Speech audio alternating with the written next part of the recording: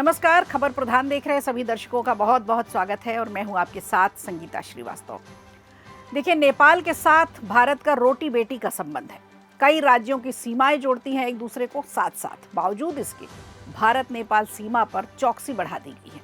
खासकर बिहार पुलिस ने विशेष शाखा में 138 तेज तर्रार दरोगा तैनात कर दिए हैं, जो नेपाल सीमा पर होने वाली अब हर गतिविधि पर नजर रखेंगे।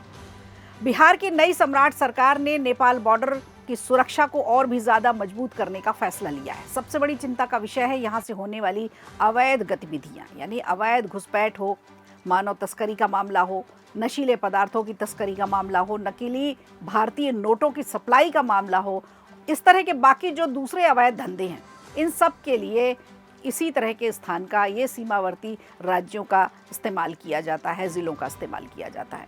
तो 729 किलोमीटर का एक लंबा दायरा है, लंबी सीमा है। अब अतिरिक्त पुलिस बल, स्पेशल टीम और नई निगरानी व्यवस्था इन इलाकों पे तैनात की गई है। नेपाल से लगी सीमा पर अब पूरी तरह से निगरानी बढ़ाई जाएगी ताकि घुसपैठ को रोका जा सके। मानव तस्करी, नशीले पदार्थों की तस्करी, नकली भारतीय नोटों की सप्लाई और जो दूसरी गतिविधियां होती हैं, जो अवैध रूप से यहाँ पे काम किए जाते हैं, उन सब पर पूरी तरह से पाबंदी लगाई जा सके, रोक लगाई जा सके।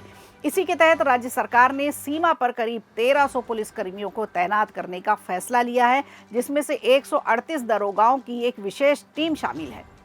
इन अधिकारियों को खास जिम्मेदारी सौंपी गई है कि सीमा से जुड़ी हर संदिग्ध गतिविधि पर वो अपनी नजर बनाएं और समय रहते सुरक्षा एजेंसियों को अलर्ट कर दे, जानकारी साझा करें। सरकार का कहना है कि हाल के समय में सीमा के रास्ते तस्करी और दूसरे गैर कानूनी मामलों को रोकना एक चुनौती बनता जा रहा है। नेपाल और भारत के बीच करीबन 1700 किलोमीटर से अधिक लंबी सीमा जुड़ती है और इसका एक जटिल इतिहास भी रहा है, जिसका विस्तार कई शताब्दियों तक रहा। नेपाल और भारत के बीच विवादों का एक दूसरा कारण है, दोनों देश जो कई नदियां हैं जो साझा करते हैं, जिनमें से कोशी है, गंडकी है, महाकाली है।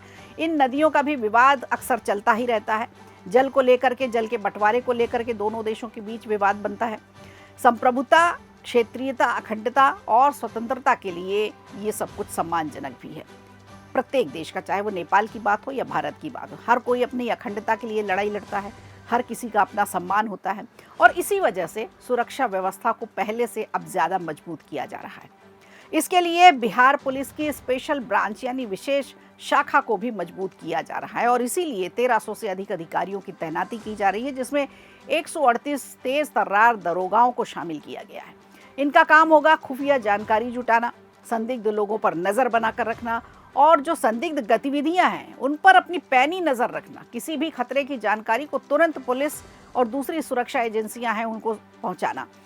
इससे किसी भी घटना पर जल्द से जल्द कार्रवाई करने में मदद मिलेगी। अब सरकार ये चाहती है, बिहार की सम्राट सरकार चाहती है कि सीमा पर होने वाली हर छोटी बड़ी गतिविधि पर नज़र रखी जाए ताकि कोई भी गैर कानूनी काम बिहार की सीमा से ना हो। बिहार की सीमा सिर्फ नेपाल से नहीं जुड़ती, बल्कि झारखंड है, उत्तर प्रदेश है, पश्चिम बंगाल है, इन राज्यों से भी जुड़ती है, यहाँ से भी साझा होती है।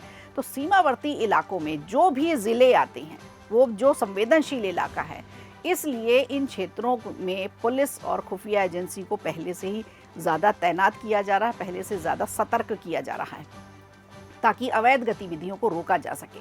सीमा सुरक्षा को और बेहतर बनाने के लिए सरकार एक और बड़ा फैसला लिया है। राज्य में पहली बार आईजी बॉर्डर यानी इंस्पेक्टर जनरल बॉर्डर का एक नया पद बना दिया है।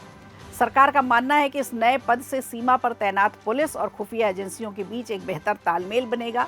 इससे जानकारी तेजी से साझा होगी और किसी भी सुरक्षा चुनौती का समय रहते सामना किया जा सकेगा।